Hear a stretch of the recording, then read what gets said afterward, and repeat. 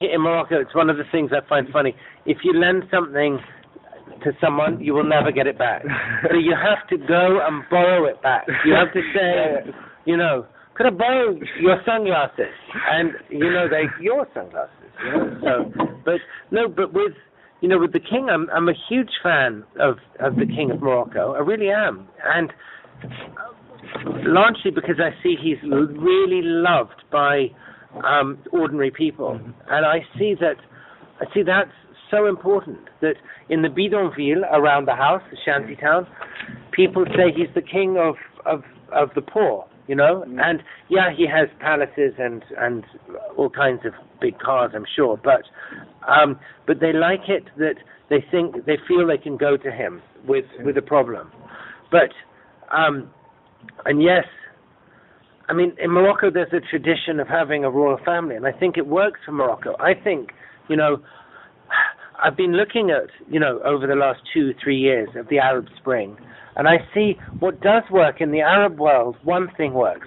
The model works to have a very, very strong person. And what I've seen over the years traveling in the Islamic world and in Africa and elsewhere, I've seen the kind of Bedouin model that you have one leader, and under him you have other people. But the key thing is, when it works, it's that anyone can go to the top man and reach him and reach him directly. And I know that in Morocco, and just as it is in other countries like Jordan, and I know from experience that you go, you see every day the king will have an audience with just simple people. I mean, I remember one time I was in Jordan with the Crown Prince of Jordan then. This was a long time ago. And he was wait, I'm getting confused. It wasn't Abdullah, it was, my brain is not working. Okay, it was the Crown Prince. And we were during Ramadan, we were in the desert in Jordan, and they made mensaf. They make this food with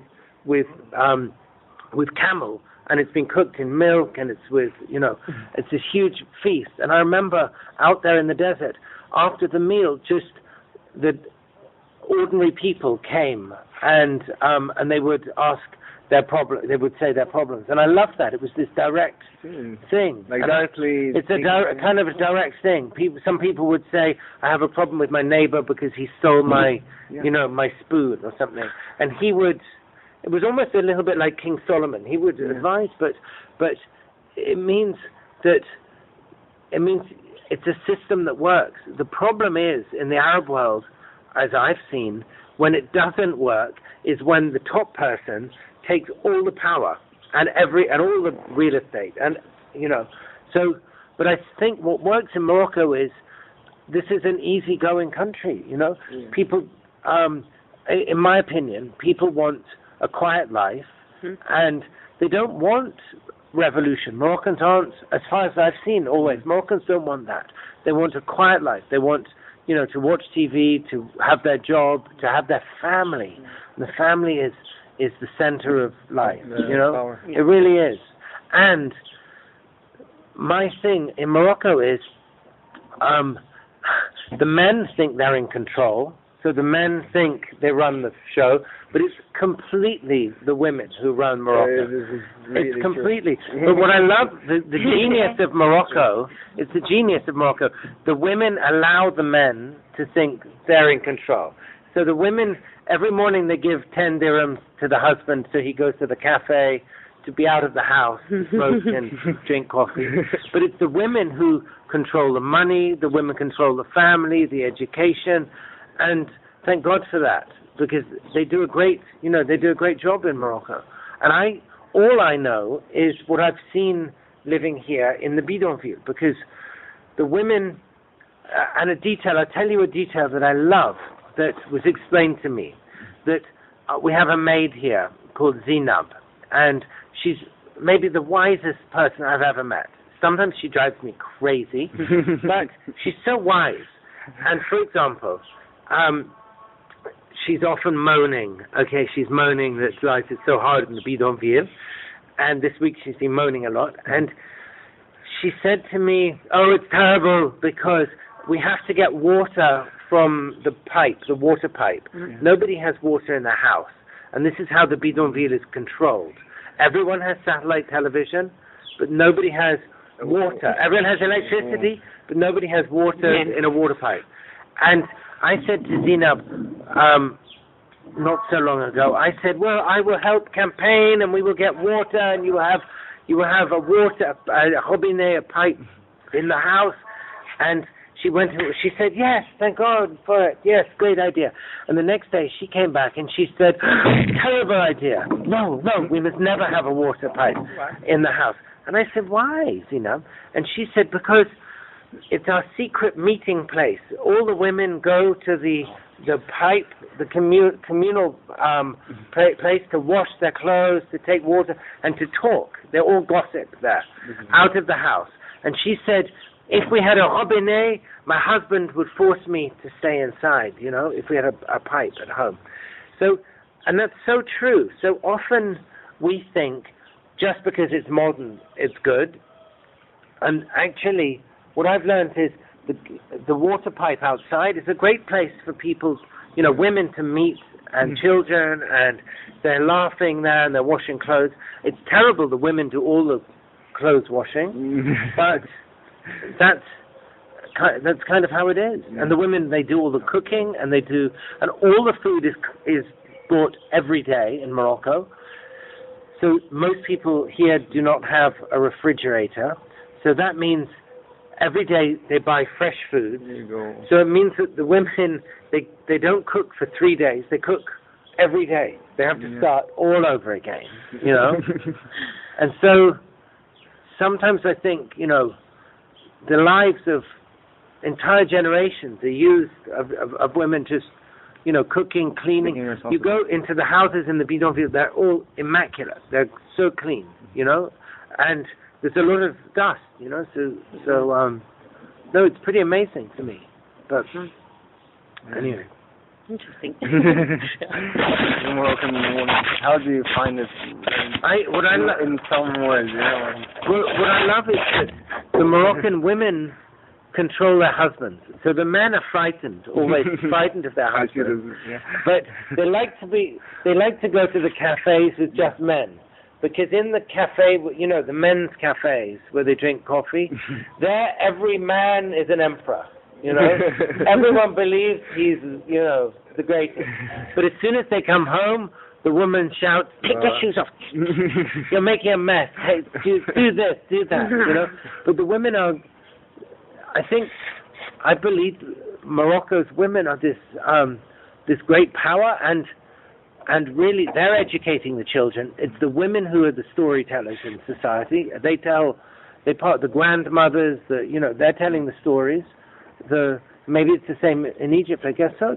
Mainly, the women, the mothers are the main, exactly, the main power. But in Egypt, mostly men are the facade, though. Men are on the front. You always see the man standing there. The ones I think it's generally for the Arab world. Yeah, in the Arab world like that. But no, I love that. I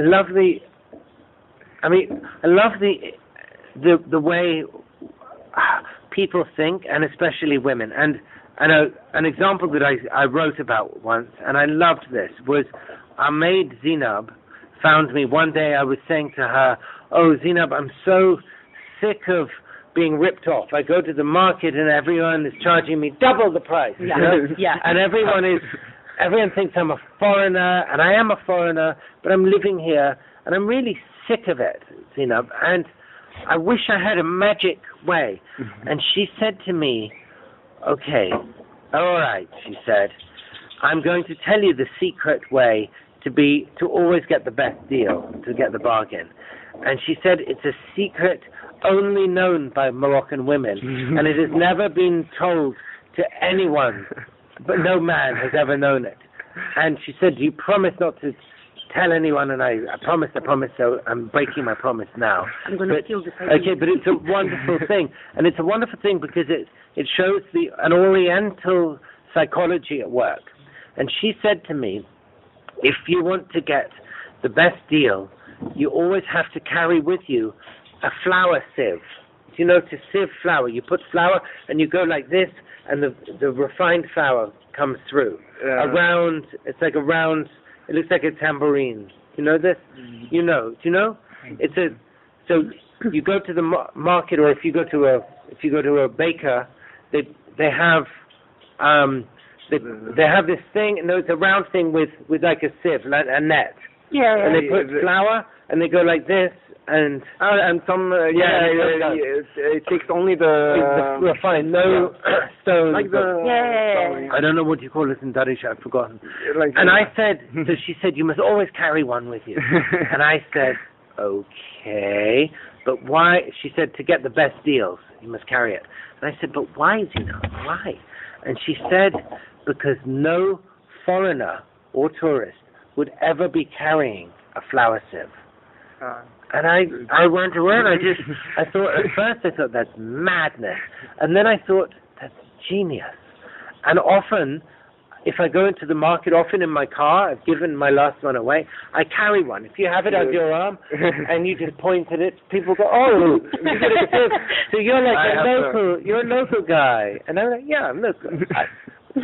Because no tourist would ever need one, you know? Yeah. And it's one of those, it's a kind of Oriental thinking. It's the kind of thinking that I've seen in India or Afghanistan and something I feel is Morocco is not, it's not European. It looks European a little bit like Casablanca, but it's really an Oriental culture and an African culture at the same time. And it shows because people have moved through for centuries. And that's something I love here, that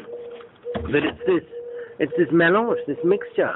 And I think because of that, the people are more interesting than most countries you go to, you know. Yeah. They have better stories than most people. Their sense of humor is great. Look, just the fact that they love Egyptian soap operas, and they know all about Egypt. Yeah. You know, they you know could more ask than them I do. anything about Egypt. They're like, because they watch this TV. I don't know.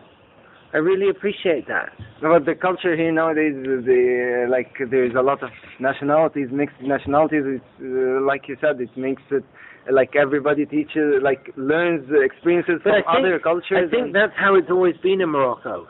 And remember, because of the pilgrimage routes, Fez was always connected to, you know, Cordoba and Timbuktu and Samarkand, and people for 1,000 years and more, people have come through Morocco, you know, on the way to Timbuktu or to Andalusian Spain or down, you know. From Tarifa. I know, Tarifa, exactly, Seville. So that's what's been so great about Morocco. People have come from here and they've been born here and then they've traveled to, you know, to Andalusian Spain or to look at Ibn Battuta. And he traveled all the way to China, you know, on foot, most of it. Sometimes by boat, most of it on foot or camel. And that days were harder than. I know. Imagine how difficult. Yeah. You know, I love that Morocco is this kind of hybrid country. The thing that makes me go crazy is Moroccans often, they don't realize it. So often I'm in a cafe and someone is saying to me, oh, if only I could go to America, or if only I could go to Europe. And I say to them, I've been to America, I've been to Europe, forget it. They're terrible compared with Morocco. You have, you know, you have everything here. You have the family, you have, nobody is, you know, I never meet Moroccans who have psychiatrists, for example. Every New Yorker has a psychiatrist, because here, the society is a therapy in its own way, you know? Close to each other. Everybody is, you know, living, they all talk about their life, they're all living together, and I think that's kind of an amazing thing. No, Moroccans have this great life that they forget. We just came from India, through Europe, India, then Europe. In Europe, every supermarket, the vegetables are from 1,000 countries, and they taste like nothing. And in India, the vegetables are not great, you know, because they've come it's a long distance from the countryside to the city, transporting. But here in Morocco, the food is amazing. It tastes fresh, and the tomatoes taste like tomatoes, and people have it really good.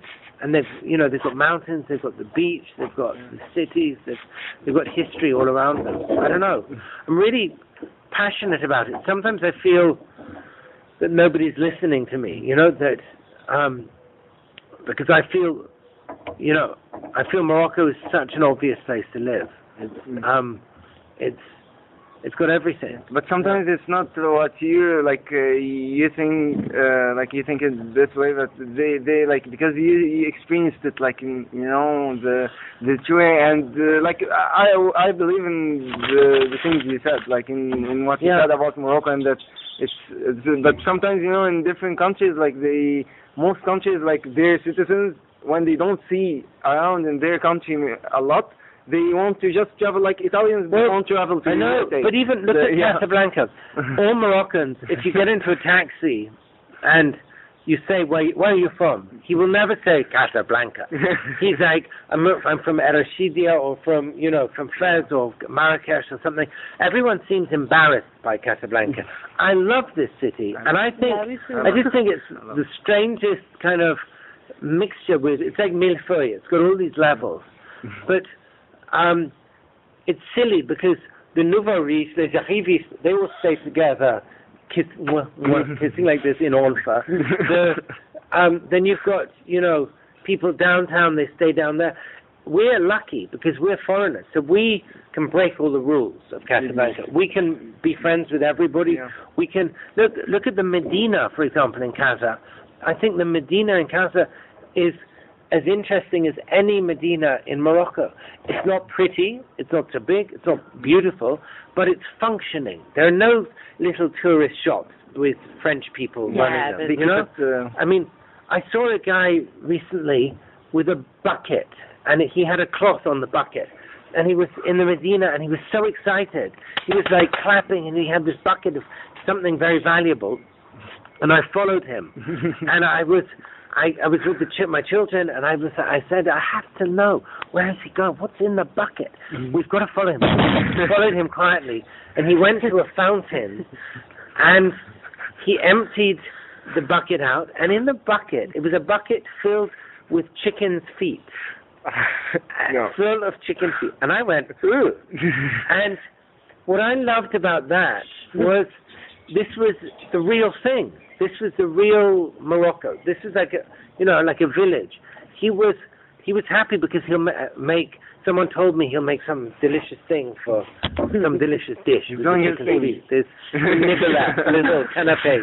But what I love is that's real Morocco. I sometimes feel a bit irritated when I go to Marrakesh, which I like very much. I think there are too many little shops selling too many little Tadilek lamps, and it's like, no, this isn't how it should be. And even I'm quite strange about that I think Casa isn't so beautiful, a lot of it, but it's the real thing. It's the real and thing.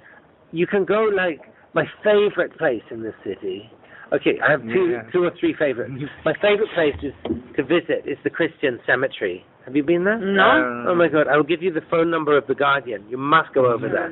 My favorite. I'm going to It's near the big mosque, and when you go in there, it's like out of a Hollywood movie because the tombs, all the doors were stolen for the tombs because they were made of fer forgé, of wrought iron. And now you can look inside, and they've got photographs of people who died, and rosaries, and it's my favorite place in town. And my second favorite place, I think, is Sidi Abdurrahman here, the little island near the mall. Do you know that? But now they put a bridge, and I'm angry that they put a bridge because it was better when there was no bridge. My favorite place is in Hey Hassani. There's a junkyard called Soko de Moina, which you don't know it. So I buy bathtubs and lavabos and antiques there and all kinds of stuff. I love it because Hey Hassani is It's like the real thing. It's not so. It's not so beautiful, you know. It's not like a bazaar. yeah. It's Souk de Moina. It's the Souk de Moina. But I've learned you have to pronounce it Souk de Moina. Souk de Moina. And then the place with the chicken and the place where the no, that was in the Medina. But this one as well, they have the same thing, and it's fantastic. It's real life, you know. It's real Morocco. I don't. Okay, I go to Marif, not you know, sometimes or Gautier, this other area, Gautier. Yeah. I prefer Mes Sultan. I love Darboma. I like kind of a little bit dirty, a little bit. My favorite bar. There's a bar in Ramadan. It'll be closed, I think. But check it out. It's in Mes Sultan, and it's called Bar Atomic. From the day Atomic. From the days when atomic was cool, when like atomic bomb, you know, it's from the 30s. When atomic, now we think atomic is like old-fashioned, atom bomb, not so good. This is in the days when not safe. It was the days when atomic was like wow. And where is it? It's in Mes Sultan. Mes Sultan, not far from Boulevard Montmartre. Okay. It's just a fantastic bar. You go in there, you can only drink Flag Special because that's what they give you. Like, they give you, you know, that's what they give you. But it's like the real thing. I don't know. You feel you live and when I go there, when I go in there, the barman, I don't go often. I really once every few months, usually with a friend visiting. But the barman always comes up and hugs and sends me a free round Flag Special. You're back. And I love in Morocco that people remember you. So yeah, true. You can go somewhere and then 5 years later you come back. And it's like, oh, you're back, okay. And it's like, you remember me? I didn't see you for 5 years, and how do you remember me? And it's like, hey, you're like, oh yeah, you're my brother. You know? No, and I don't know. It's just things like this that, it's a very sweet place. It's only when you've traveled to other places, which aren't like that, you realize it's kind of a gentle, sweet place, and people... You know, a detail that I liked very much, and I didn't mention it in a book, but I mentioned it at a big talk I gave. I was going on my way to give a very big talk in Rabat, and I took the train to Rabat, and this was 2 years ago. I took the train to Rabat, and I was a little bit early to take a taxi to the rendezvous, so I was taking an orange juice, the best thing in Morocco, at the cafe in Rabat station. And suddenly, a taxi arrived, and a man who was very, very sick, very ill, you could see very old, you could see he was close to death. He was taken out of the taxi by his son, who was sort of your age. And the man looked really ill, and suddenly the man threw up. And in the West, I know because I've seen it happen, everyone would be embarrassed and they would pretend they didn't see, they'd be reading the newspaper. But here, Morocco is different. And the waiter in the restaurant, okay, this is another friend coming. The waiter in the restaurant dropped everything and took a bottle of water. And a man was driving a huge truck of Sidi Ali. He stopped his truck and opened a thing and took another bottle of water. And that's